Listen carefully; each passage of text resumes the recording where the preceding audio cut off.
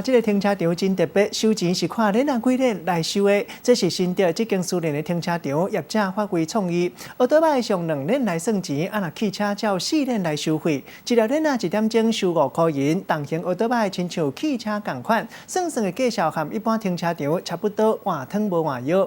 不离个刷伫咧网络引起话题，有宣传的效果。 停车场内底汽车、机车拢停好好，看起来真正常。不过斟酌甲看这个停车场外口的看板，5块成年啊，成点钟。敢讲停车进前该考一个家己的数学。汽车跟那摩托车这样分开嘛，对，轮子是这样子比较简单扼要了。 原来这是停车场收钱的方式啦。若是机车2轮的乘以5等于10块，安尼停1点钟就是10块；轿车4轮乘以5等于20块，停1点钟就是20。业者讲当初是请广告公司来设计的，已经做几多年啊，想袂到会因为民众甲抛弃的网络引起话题。